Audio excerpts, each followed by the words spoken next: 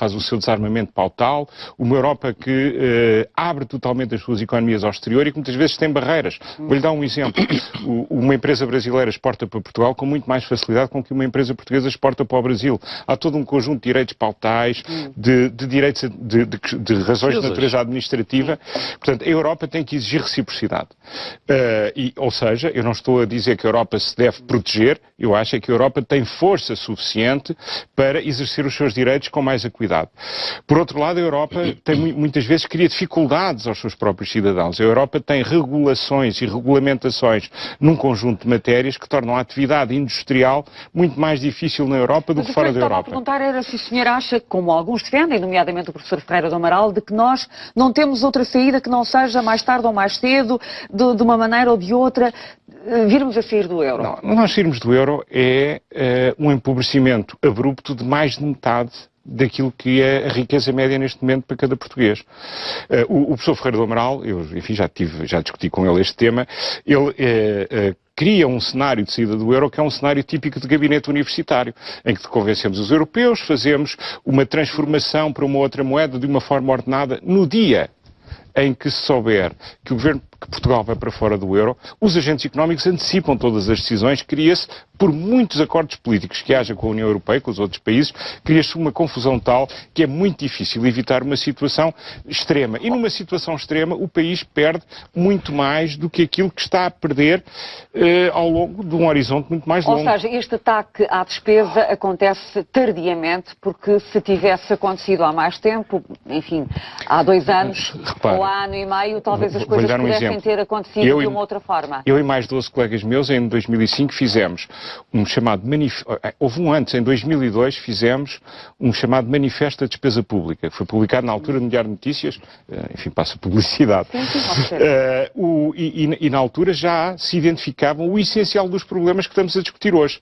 E de uma forma muito mais benigna, em que podia haver muito mais justiça na forma como quando os problemas económicos e financeiros se avolumam, a sua solução é muitas vezes muito mais iníqua. Por que não aconteceu? Porque o Governo acreditou que por via fiscal, conforme o Dr. Medina Carreira tem aqui dito muitas vezes, ia conseguir arrecadar a receita que compensaria as despesas? Na altura a esquerda achava isso, mas havia muitas pessoas à esquerda que já achavam que a despesa estava a atingir uma dimensão incontrolável. E que a receita não chegava. E que a receita não chegaria. E que isso, e nessa altura ainda não era claro, embora alguns de nós já arbitrássemos, mas não era claro que a economia portuguesa ia ter um crescimento tão pobre como teve ao longo da última década, que não cresceu. Nós não crescemos desde 2000. Portanto, agora temos uma recessão, mas antes disso tivemos uma estagnação, grosso modo. Portanto, não crescer a economia, as pressões com o envelhecimento da população, com a sofisticação dos meios na saúde, havia toda uma dinâmica social e toda uma dinâmica de decisões do passado que levavam ao crescimento da despesa. Sem a economia crescer, começámos a ter problemas. Para além disso, veio a sufraguidão das obras públicas, com o engenheiro Sócrates, vieram as despesas das PPPs, veio todo um conjunto. Enfim, os portugueses a pedirem centros culturais pelo país fora, a pedirem piscinas pelo país fora. Repare, nós tivemos, infelizmente, o grande problema de Portugal é que o povo teve aquilo que pediu. Muito da obra que nós temos. Aquilo que pediu ou aquilo que os políticos prometeram para ganharem eleições? As duas coisas. Deram. As duas coisas. Eu dou-lhe um exemplo. Eu sou de Aveiro. Eu tive pessoas que me quiseram, enfim, tirar de razões, porque eu, num programa de televisão em 2002, disse que era contra a construção do estádio. A população estava indignada com um concidadão que achava que uma melhoria tão extraordinária não viesse para a sua terra. Portanto, os portugueses têm uma obsessão pelo betão, têm uma obsessão pela construção. Não foi à toa que gastámos o dinheiro do Brasil em Mafra.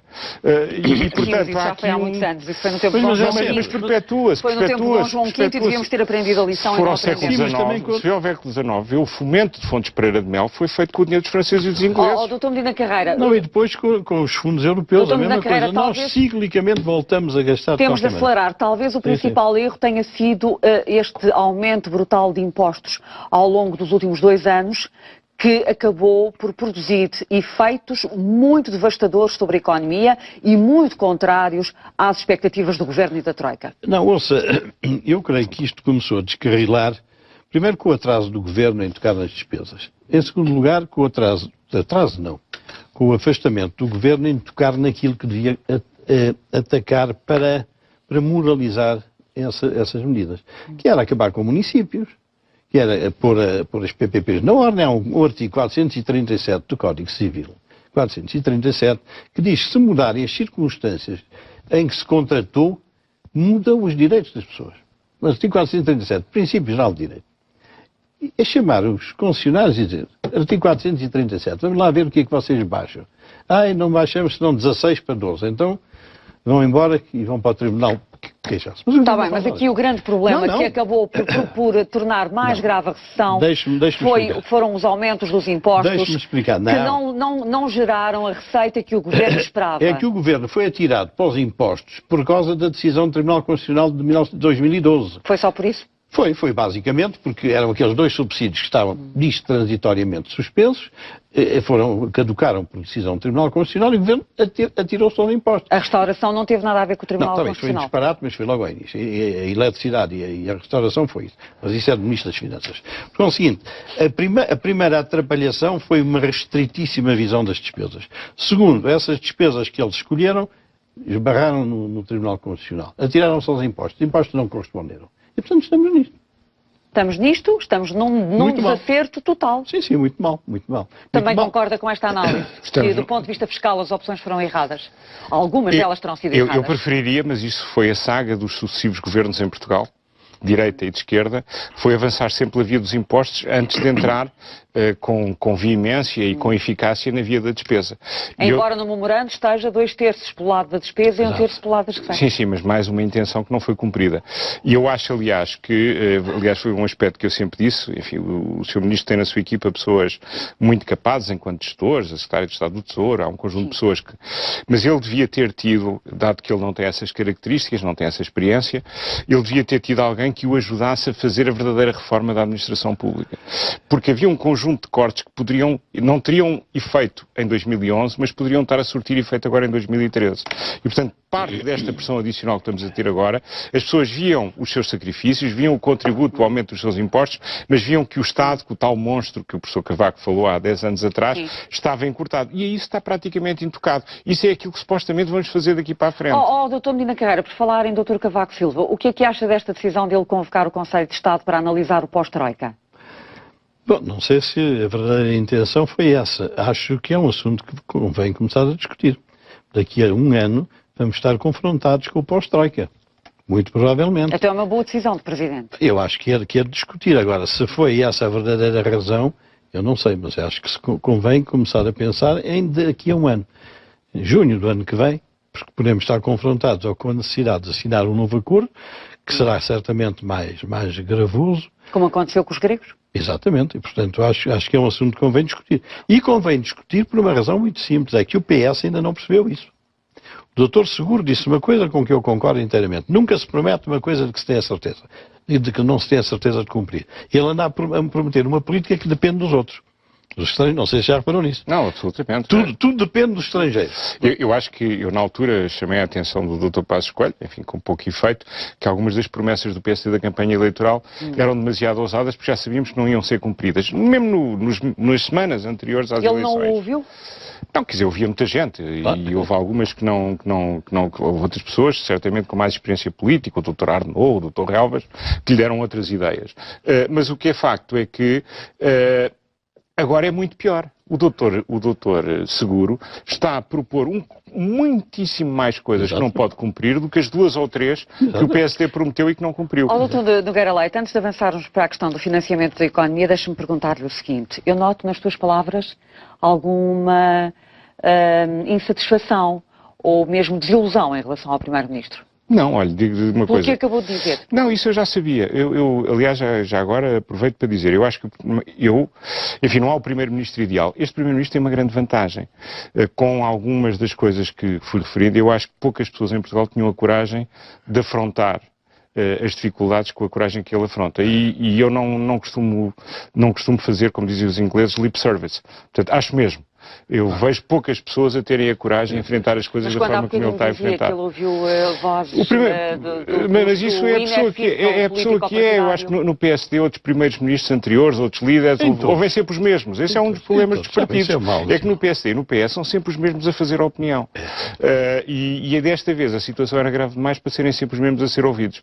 Doutor Medina Carreira, vamos à questão do financiamento da economia. O que é que há a dizer sobre isto para depois ouvirmos a opinião do professor Nogueira Leite? Nós temos aqui a pessoa mais indicada do país para falar disso, porque saiu recentemente da Caixa Geral de Depósitos. Já vamos falar disso também. Ele domina perfeitamente isto. Se há dinheiro ou não há dinheiro, se há clientes ou não há clientes, se os juros são excessivos ou não são excessivos. O que é que nos pode dizer sobre isto, professor Nogueira Leite? Olha, eu posso dizer o seguinte. Neste momento, a situação dos bancos não era exatamente assim quando se assinou o memorando, mas hoje em dia os bancos têm uma situação, e isso tem muito a ver com a capacidade que tiveram de manter os depósitos, porque os portugueses mantiveram a aposta nos bancos nacionais, e por isso é que é preciso ter muito cuidado a falar sobre o nosso sistema financeiro. Os portugueses continuam a acreditar no sistema financeiro, e a base de depósitos, com a desalavancagem, ou seja, com a redução do crédito, porque muitas operações, entanto, morreram, dos bancos, faz com que eles estejam capitalizados e com meios para dar liquidez à economia. Então, mas porquê é que não dão? Deixe-me explicar. Qual é que é aqui o problema? Há aqui um aspecto que os banqueiros falam muito disso, que é a questão da procura. Há muita procura de dinheiro dos bancos para questões de tesouraria, para investir em fundo de maneio, para fazer face às... Cada vez que lá fora, ou cá dentro, nós observamos as pantominices que observámos nas últimas semanas, mais dificuldade é de encorajar o empresário a investir em Portugal. Porventura, se tiver meios, vai investir noutro sítio. Então o que o senhor está a dizer é que não há financiamento à economia, não tanto por culpa dos bancos, mas porque não há iniciativa empresarial no sentido de ir buscar capital. Não, o que eu disse é que há um ambiente económico em Portugal que é muito arriscado ainda para investir a longo prazo, primeiro ponto. Segundo ponto, as empresas portuguesas historicamente estão muito descapitalizadas. As empresas portuguesas são as que recorrem mais a crédito por comparação com os capitais que têm. E os bancos, para financiar essas empresas, cumprindo as obrigações de análise de risco que têm, muitas vezes exigiriam que essas empresas tivessem mais capital. Capital que virá dos seus acionistas, que muitas vezes não o têm, e por isso é que se estão a criar instrumentos para capitalizar as empresas. Agora, tem havido, por um lado, receio dos empresários com um novo investimento porque têm medo do que vai acontecer à economia portuguesa, isso é normal. E os bancos também reteridos? Os bancos dão liquidez, mas têm que exigir, para não se cometer os erros do passado, para não termos as perdas que tivemos no passado, exigem que haja capital nas empresas. E, portanto, vou-lhe dizer, por exemplo, a Caixa tomou umas iniciativas, e os outros bancos estão também a tomar, de fornecer capital às sociedades de capital de risco para poderem ajudar os empresários a fortalecer as suas empresas e, portanto, depois recorrer mais ao crédito, mas o que é facto é que isso tem demorado algum tempo. Sim. Doutor Medina Carreira, e esta ideia da criação do Banco de Fomento? Deixa-me perguntar uma coisa ao professor Nogueira Leite. Aquilo de que ouvimos falar todos os dias, no fundo, são pessoas que necessitam de dinheiro para a Caixa. Pagar impostos, pagar salários, pagar eletricidade, é isso? Isso é o que as pessoas pedem nos bancos. É aquilo que se fala. Aquilo que se fala. O problema é que muitas das vezes as pessoas chegam a uma situação em que os bancos, se meterem mais dinheiro, já sabem que vão perder.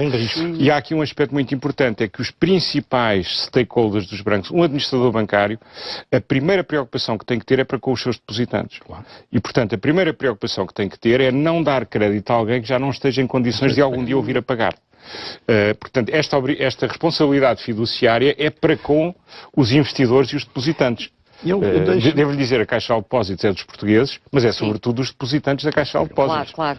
E isso é verdade nos outros bancos. Mas em relação ao Banco de Fomento? Isso é que muitas pessoas têm a ideia de que o Banco de Fomento, aquilo que o Banco de Fomento poderá fazer... Porquê é que não aparece? Há uma primeira coisa, que não pode ser um banco. Para ser aquilo que os políticos têm dito que vai ser, que é alguém que vai injetar crédito a rodos na economia, não pode ser um banco, porque para ser um banco tinha que captar depósitos. Então, mas pode ser uma agência? Vai ser uma agência.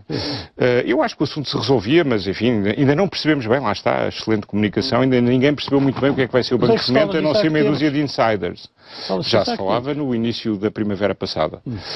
Portanto, há um ano. Mas está para andar, não está? Dizem Aquilo que não se podia fazer dentro da Caixa. criando ali ao lado um departamento. Era mais rápido, aparentemente. Enfim, eu julgo que isso era uma hipótese, havia uma hipótese, se calhar, que é o que vai acontecer, que é uma instituição grossista que depois canalize os meios dos fundos comunitários para as pessoas, mas eu tenho muitas dúvidas que seja unicamente o burocrata na agência a ter um critério melhor do que nós tivemos historicamente. E aquela outra ideia que ouvimos, Dr. Nogueira Leite, de que uma parte dos 12 mil milhões de euros postos à disposição da banca pela Troika podiam, em parte, ser utilizados para financiar a economia. Isso tem... Isso é de alguém muito ousado.